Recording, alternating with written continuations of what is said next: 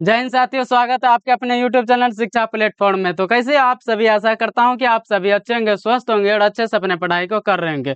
तो आज के क्लास में हम लोग पढ़ने हैं बिहार बोर्ड 12th हिंदी का 50 VVI ऑब्जेक्टिव क्वेश्चंस। तो सभी स्टूडेंट एक नए एनर्जी और एक नए अंदाज के साथ इस क्लास में अंत तक बने रहिएगा। तो चलिए शुरू करते हैं इस क्लास को। और इस क्लास का पहला प्रश्न है कि ज्ञानपीठ पुरस्कार से सम्मानित रचना है। पहला प्रश्न क्या है दोस्त? ज्ञानपीठ पुरस्कार से सम्मानित रचना है। तो सभी स्टूडेंट अच्छे से याद रखिए, ज्ञानपीठ पुरस्कार से सम्मानित रचना जो वह उर्वशी है।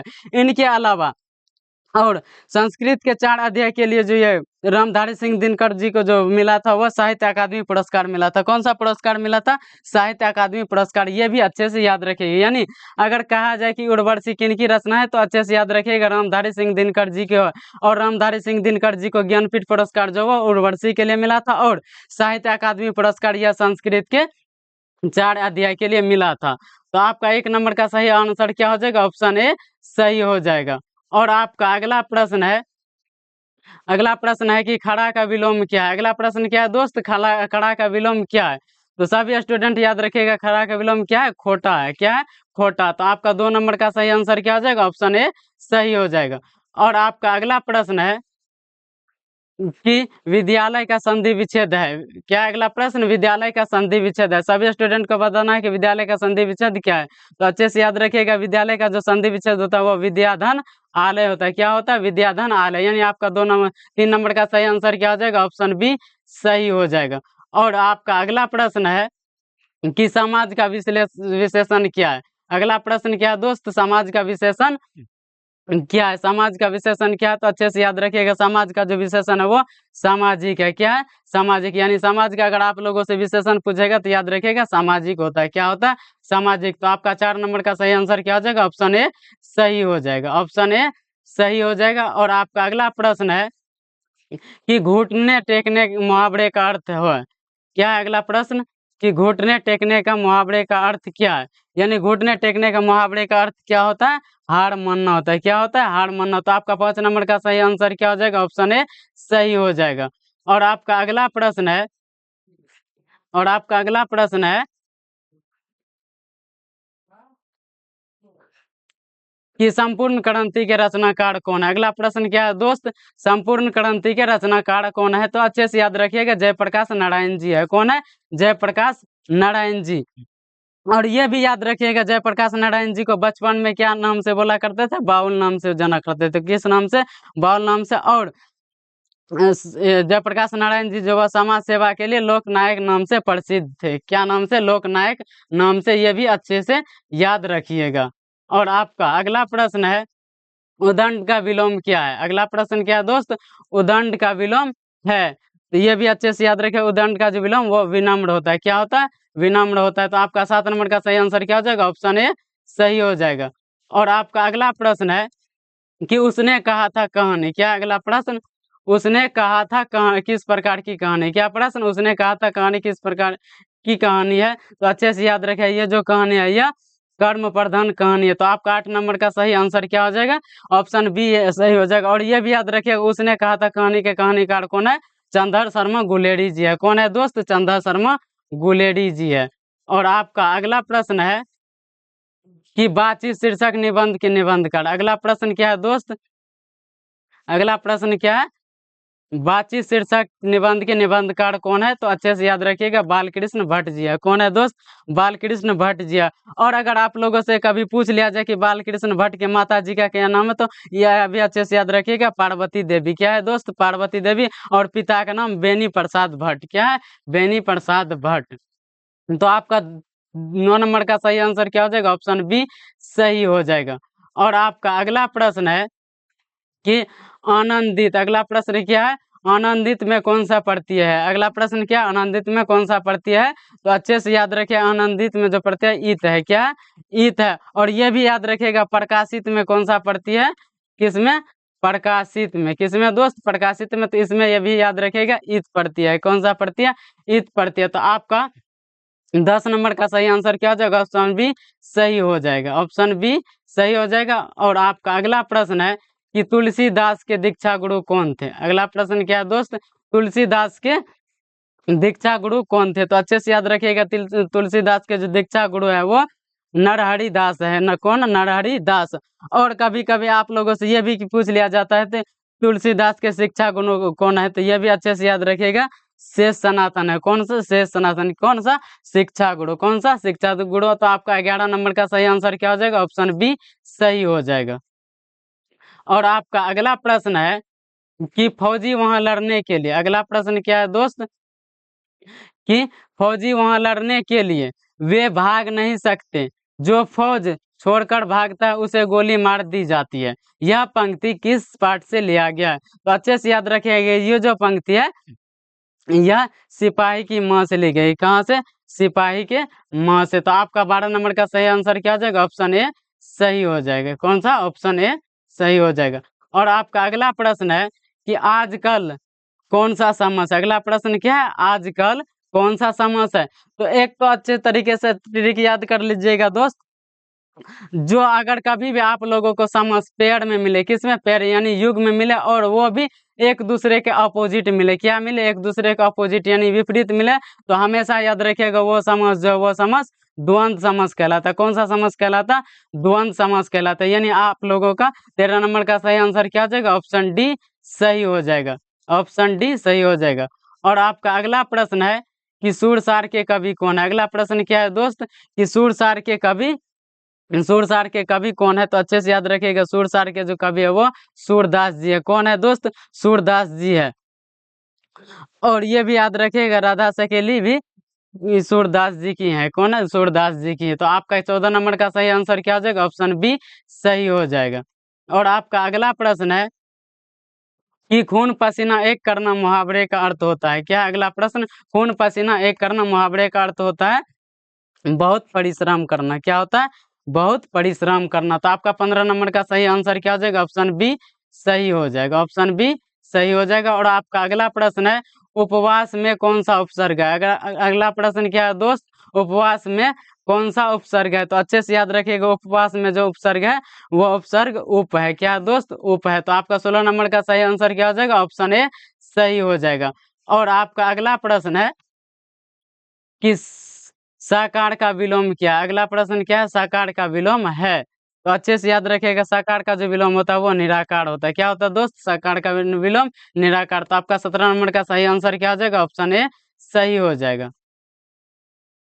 और आपका अगला प्रश्न है कि हाथ पैर कौन सा समास है? क्या है अगला प्रश्न? हाथ पैर कौन सा समास है? इससे पहले भी आप लोगों को अभी बता चुके हैं कि अगर आप लोगों को कभी भी समास में दो पेयर वर्ड मिले, वो भी एक दूसरे के विपरीत, तो क्या याद रखना? द्वंद्व समास। कौन सा समास दोस्त? द्वंद्व समास। तो आपका 18 नंबर का सही आंसर क्या हो जाएगा? ऑप्शन ए सही हो जाएगा। और आपका अगला प्रश्न है कि कामचोर कौन सा समास है? अगला प्रश्न क्या है दोस्त? कामचोर कौन सा समास है? कामचोर जो वो कौन सा समास है? तो आप लोग अच्छे से याद रखिएगा, कामचोर जो वो तत्पुरुष समास है। कौन सा समास है दोस्त? तत्पुरुष। तो आपका 19 नंबर का सही आंसर क्या हो जाएगा? ऑप्शन बी सही हो जाएगा। ऑप्शन बी सही हो जाएगा। और आपका अगला प्रश्न है, और आपका अगला प्रश्न आत्मा का विशेषण है। अगला प्रश्न क्या है दोस्त? आत्मा का विशेषण है। तो आप लोग अच्छे से याद रखिएगा, आत्मा का जो विशेषण है वो आत्मीय है। क्या है दोस्त? आत्मीय। तो आपका 20 नंबर का सही आंसर क्या हो जाएगा? ऑप्शन बी सही हो जाएगा। ऑप्शन बी सही हो जाएगा।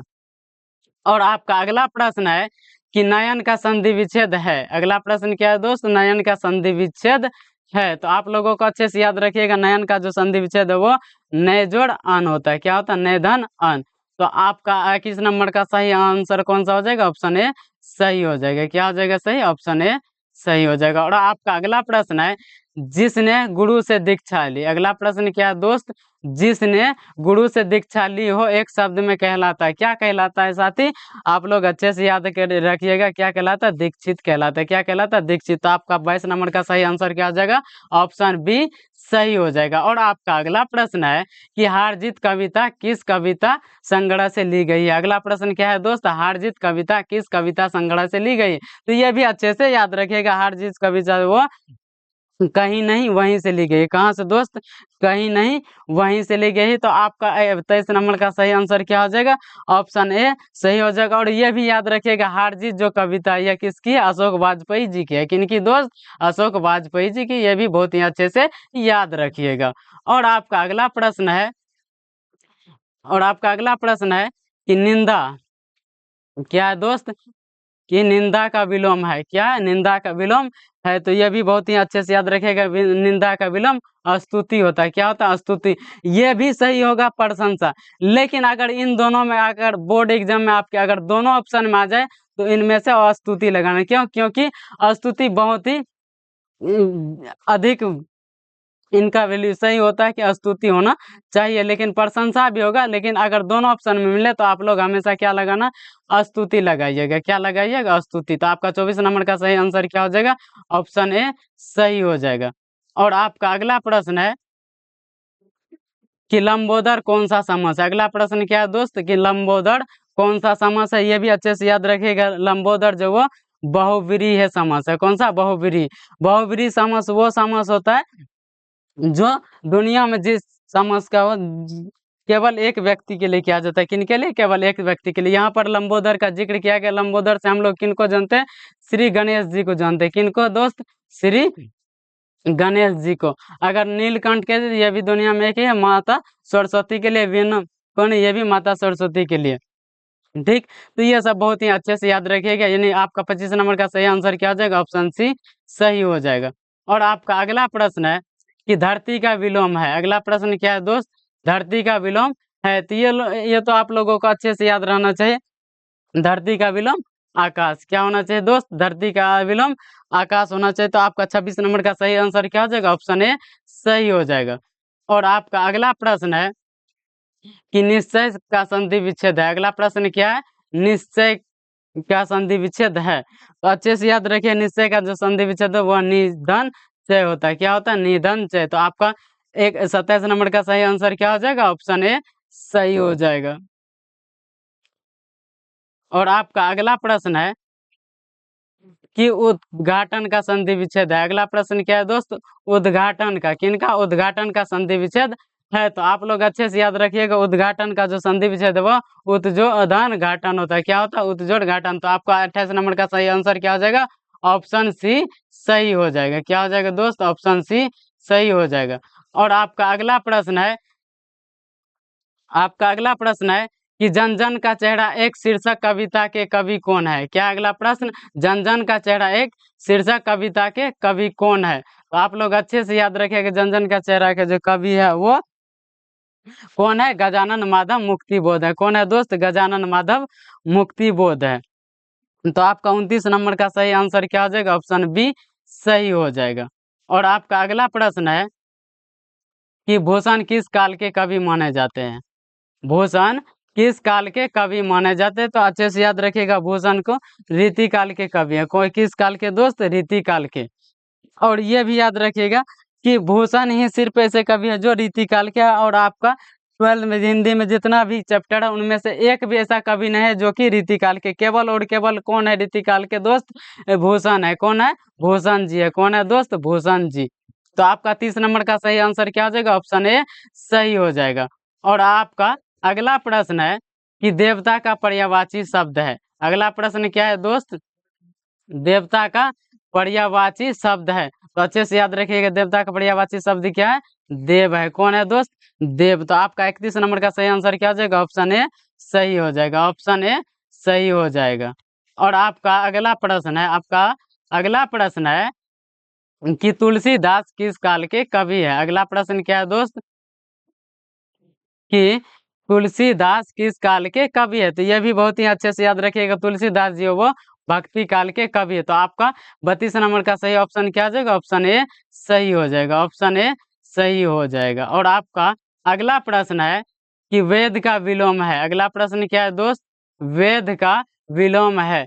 तो आप लोग अच्छे से याद रखिएगा, वेद का जो विलोम है वो अवेद होगा। क्या होगा दोस्त? अवेद। तो आपका 33 नंबर का सही आंसर क्या हो जाएगा?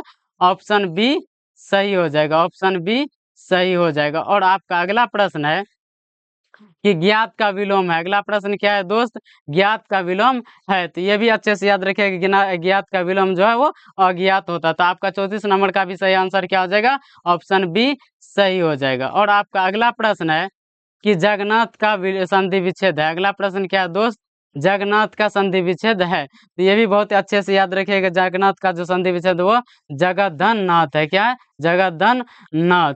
तो आपका 35 नंबर का सही आंसर क्या हो जाएगा, ऑप्शन ए सही हो जाएगा।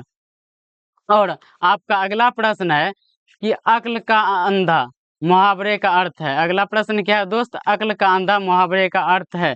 तो अच्छे से याद रखिएगा, मूर्ख। क्या मुहावरे का क्या अर्थ होता है, मूर्ख होता है, यानी ऑप्शन बी आपका सही हो जाएगा।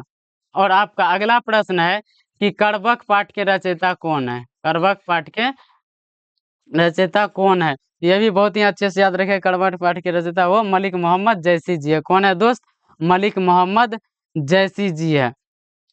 और ये भी याद रखेगा, तुलसीदास जो ये पद के हैं, किनके पद के, और कबीरदास ये बीजक के हैं, और नाभादास अष्टयाम के, किसके अष्टयाम के। ये सभी बहुत ही अच्छे से आप लोग याद करते चलिएगा।